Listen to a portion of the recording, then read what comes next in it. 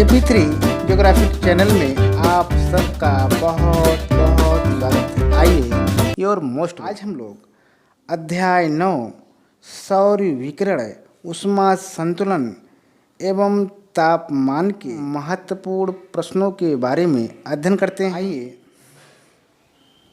आज हम लोग अध्ययन करेंगे उत्तर प्रदेश NCERT पाठ्य पुस्तक के प्रश्नोत्तर हैं। इसमें पहला प्रश्न है, निम्न में से किस अक्षांश पर 21 जून की दोपहर सूर्य की किरणें सीधी पड़ती हैं? 4 ऑप्शन दिए गए हैं। चारों में से जो सही उत्तर है वो है खा 23.5 डिग्री उत्तरी अक्षांश। और इस प्रकार से हम कह सकते हैं कि निम्न में से 23.5 डिग्री उत्तरी अक्षांश पर 21 जून की दोपहर सूर्य की किरणें सीधी पड़ती हैं। आगे हम लोग देखेंगे अगला प्रश्न, निम्न में से किन शहरों में दिन अधिक लंबा होता है? 4 ऑप्शन दिए गए हैं। चारों में से जो सही उत्तर है वो है का तिरुअनंतपुरम। और इस प्रकार हम कह सकते हैं कि निम्न में से तिरुअनंतपुरम शहरों में दिन अधिक लंबा होता है। आगे है नेक्स्ट क्वेश्चन, निम्नलिखित में से किस प्रक्रिया द्वारा वायुमंडल मुख्यतः गर्म होता है? 4 ऑप्शन दिए गए हैं। चारों में से जो सही उत्तर है वो है खा लंबी तरंगदैर्घ्य वाले स्थानीय विकिरण से। और इस प्रकार हम कह सकते हैं कि निम्नलिखित में से लंबी तरंगदैर्घ्य वाले स्थानीय विकिरण से प्रक्रिया द्वारा वायुमंडल मुख्यतः गर्म होता है। आगे हम लोग देखेंगे निम्न पदों को उसके उचित विवरण के साथ मिलाना है। और इसमें उचित विवरण इस प्रकार मिलाया गया है, जिसमें पहला है सूर्यतप, इसका सही उत्तर है गा आने वाला सौर विकिरण। और दूसरा है एल्बिडो, इसका सही उत्तर है घा किसी वस्तु के द्वारा परावर्तित दृश्य प्रकाश का प्रतिशत। और तीसरा है समताप रेखा, इसका सही उत्तर है खा समान तापमान वाले स्थानों को जोड़ने वाली रेखाएं। और चौथा है वार्षिक तापांतर का है सबसे कोष्ण और सबसे शीत महीनों के मध्य तापमान का अंतर। आइए देखते हैं पृथ्वी के विषुवत-वृत्तीय क्षेत्रों की अपेक्षा उत्तरी गोलार्ध के उपोष्ण कटिबंधीय क्षेत्रों का तापमान अधिकतम होता है। इसका मुख्य कारण क्या है?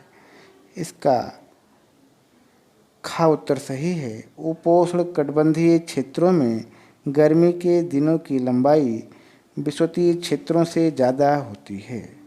और इस प्रकार हम कह सकते हैं कि पृथ्वी के विषुवत वृत्तीय क्षेत्रों की अपेक्षा उत्तरी गोलार्ध के उपोष्ण कटिबंधीय क्षेत्रों का तापमान अधिक होता है।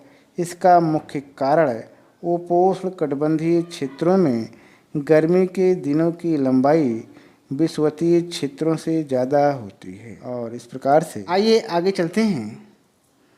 आगे अति लघु उत्तरीय प्रश्न है, इसका उत्तर 30 शब्दों में देना होता है। आइए देखते हैं। पहला प्रश्न है, पृथ्वी पर तापमान का असमान वितरण किस प्रकार जलवायु और मौसम को प्रभावित करता है? आइए देखते हैं। इसका उत्तर इस प्रकार है, मौसम और जलवायु का प्रत्यक्ष संबंध तापमान की मात्रा से होता है।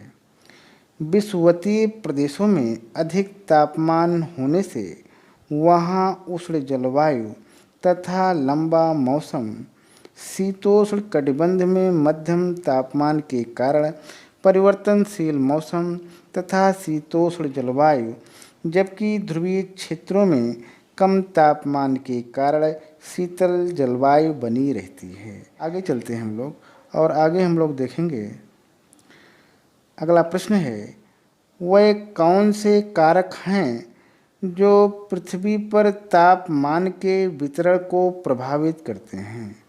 इसका उत्तर इस प्रकार है। पृथ्वी पर तापमान के वितरण को प्रभावित करने वाले कारक इस प्रकार हैं। पहला है अक्षांश, नेक्स्ट है ऊंचाई, नेक्स्ट है समुद्र तल से दूरी, और आगे है वायु संघट्ट का परिसंचरण, आगे है कोष्ण तथा शीतल महासागरीय धाराएं, और छठा है स्थानीय कहें। आगे अगला प्रश्न है, भारत में मई में तापमान सर्वाधिक होता है, लेकिन उत्तरी अयनांत के बाद तापमान अधिकतम नहीं होता, क्यों? इसका उत्तर इस प्रकार है।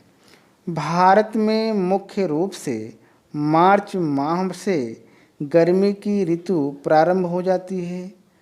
मई और जून महीने में भयंकर गर्मी पड़ती है, किंतु उत्तर अयनांत के बाद तापमान गिरना शुरू हो जाता है, क्योंकि दिन के समय में परिवर्तन आ जाता है। आगे है अगला प्रश्न, साइबेरिया के मैदान में वार्षिक तापांतर सर्वाधिक होता है, क्यों?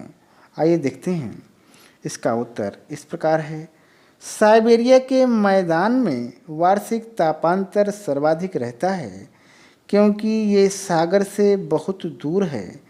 यहाँ गर्मियों में औसत तापमान -20 डिग्री सेल्सियस तथा शीत ऋतु में -18 डिग्री से -48 डिग्री सेल्सियस तक गिर जाने से ऐसा होता है। आगे चलते हैं। आगे हम लोग देखेंगे लघु उत्तरीय प्रश्न।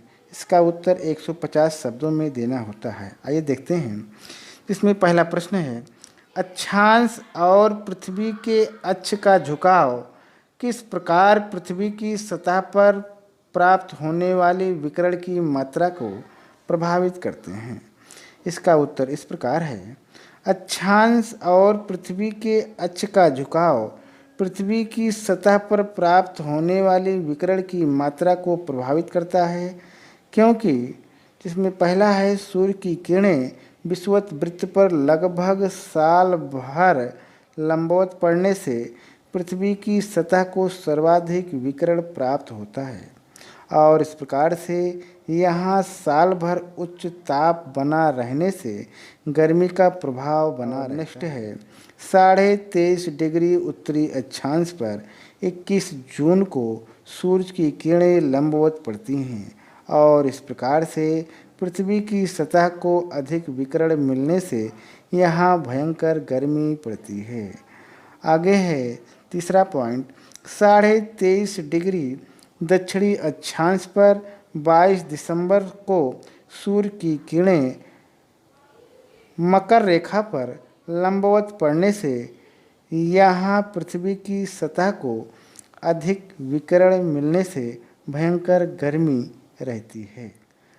और आगे है 23.5 डिग्री अक्षांश से 66.5 डिग्री अक्षांश तक सूर्य की किरणें वर्ष भर तिरछी पड़ती हैं, अतः यहाँ कम मात्रा में विकिरण होने से समशीतोष्ण जलवायु बनी रहती है।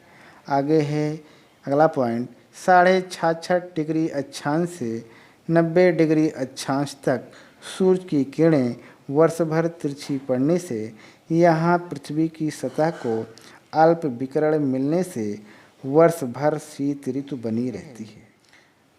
अगला प्रश्न, उन प्रक्रियाओं की व्याख्या करें जिनके द्वारा पृथ्वी तथा इसका वायुमंडल ऊष्मा संतुलन बनाए रखते हैं। आइए देखते हैं वायुमंडल की ऊष्मा संतुलन बनाए रखने की प्रक्रिया।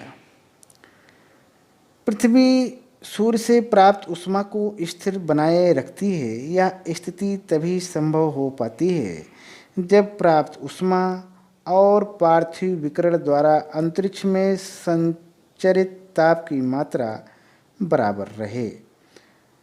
उदाहरण के रूप में वायुमंडल की ऊपरी सतह सूर्य तप का 100% अंश ग्रहण करती है तथा वायुमंडल के माध्यम से प्रवेश करते समय परावर्तित, प्रकीर्णित एवं अवशोषण से 100 इकाइयों में से पृथ्वी पर 35 इकाइयाँ पृथ्वी पर पहुँचने से पूर्व ही अंतरिक्ष में परावर्तित हो जाती हैं और इस प्रकार से 27 इकाइयाँ बादलों के ऊपरी छोर से, 2 इकाइयाँ पृथ्वी के हिमाच्छादित क्षेत्र से परावर्तित हो जाती हैं।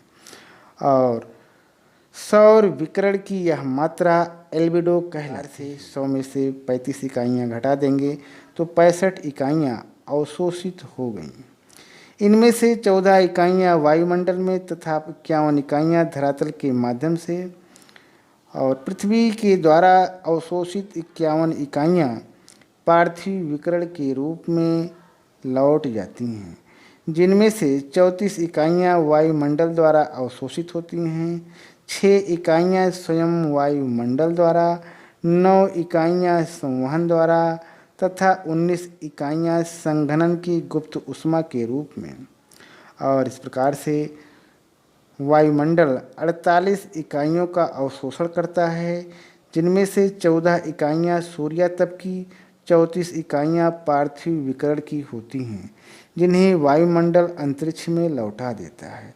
और इस प्रकार से 17 और -48 दोनों मिला के 65 इकाइयाँ अंतरिक्ष में वापस चली जाती हैं, जो उन 65 इकाइयों का संतुलन कर देती हैं जो सूर्य से प्राप्त होती है। और इस प्रकार से आगे चलते हैं, आगे हम लोग देखेंगे अगला प्रश्न। आइए देखते हैं।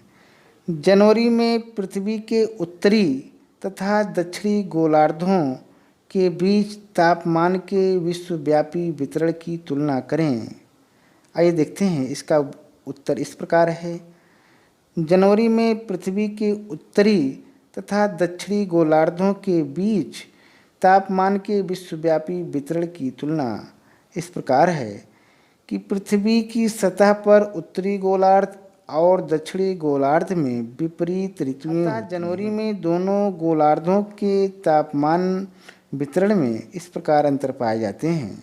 आइए देखते हैं। इनमें पहला है कि जनवरी में सूर्य की किरणें 23.5 डिग्री दक्षिणी अक्षांश पर सीधी पड़ने के कारण दक्षिणी गोलार्ध में तापमान 27 डिग्री सेल्सियस, जबकि उत्तरी गोलार्ध में यह 12 डिग्री सेल्सियस से लेकर -48 डिग्री सेल्सियस तक रहता है। नेक्स्ट है, दक्षिणी गोलार्ध में जनवरी में अधिक तापमान होने के कारण गर्मी की ऋतु, जबकि उत्तरी गोलार्ध में कम तापमान होने से शीत ऋतु होती है। और नेक्स्ट है, जनवरी में ऑस्ट्रेलिया, न्यूजीलैंड, ब्राज़ील, अर्जेंटीना में औसत तापमान 30 डिग्री सेल्सियस रहता है, जबकि उत्तरी गोलार्ध में यह साइबेरिया, कनाडा, नॉर्वे, स्वीडन में -48 डिग्री सेल्सियस रहता है। हम लोग देखेंगे परीक्षोपयोगी अन्य महत्वपूर्ण प्रश्न। आइए देखते हैं। बहुविकल्पीय प्रश्न हमारे सामने हैं, जिसमें पहला प्रश्न है, हम वायु के निम्न में से किस तल के नीचे रहते हैं? 4 ऑप्शन दिए गए हैं। चारों में से जो सही उत्तर है वो है पहले का गा उत्तर सही है।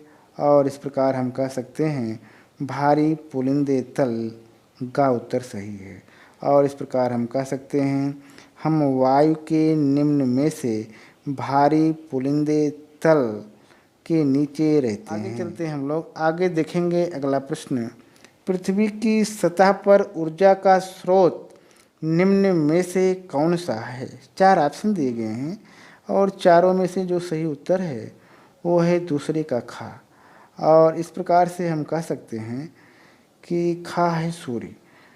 और इस प्रकार कहा जा सकता है कि पृथ्वी की सतह पर ऊर्जा का स्रोत निम्न में से सूर्य है। आगे चलते हैं, अगला प्रश्न है, पृथ्वी द्वारा प्राप्त वार्षिक सूर्यातप किस तिथि को सर्वाधिक होता है? आगे चलते हैं हम लोग। तीसरा प्रश्न है, तीसरे प्रश्न का उत्तर है का। और इस प्रकार से हम कह सकते हैं 3 जनवरी। और इस प्रकार कहा जा सकता है कि पृथ्वी द्वारा प्राप्त वार्षिक सूर्यातप 3 जनवरी तिथि को सर्वाधिक। आगे चलते हैं हम लोग। आगे है अगला प्रश्न, वायुमंडल में लंबवत तापन की प्रक्रिया निम्न में क्या कहलाती है? 4 ऑप्शन है, चारों में से जो सही उत्तर है वो है चौथे का खा उत्तर सही है। और इस प्रकार हम कह सकते हैं संवहन, यही उत्तर सही है। इस प्रकार कहा जा सकता है कि वायुमंडल में लंबवत तापन की प्रक्रिया निम्न में संवहन कहलाती है। आगे देखेंगे अगला प्रश्न, तापमान की सामान्य ह्रास दर प्रति 1000 मीटर पर निम्न में से कितनी है? 4 ऑप्शन दिए गए हैं, चारों में से जो सही उत्तर है वो है पाँचवें का उत्तर, माने 6.5 डिग्री सेल्सियस। और इस प्रकार से हम कह सकते हैं कि तापमान की सामान्य ह्रास दर प्रति 1000 मीटर पर निम्न में से 6.5 सेल्सियस है। ठीक, आगे चलते हैं हम लोग। आगे है अगला प्रश्न, जनवरी माह में यूरेशिया के आंतरिक भागों में निम्न में से कितना तापमान पाया जाता है? 4 ऑप्शन है, चारों में से जो सही उत्तर है वो है छठे का ग, -18 डिग्री से -27 डिग्री सेल्सियस। और इस प्रकार से हम कह सकते हैं कि जनवरी माह में यूरेशिया के आंतरिक भागों में निम्न में से -18 डिग्री से -27 डिग्री सेल्सियस तक तापमान पाया जाता है। आगे चलते हैं, आगे हम लोग देखेंगे। आगे है अंतिम प्रश्न, आइए देखते हैं।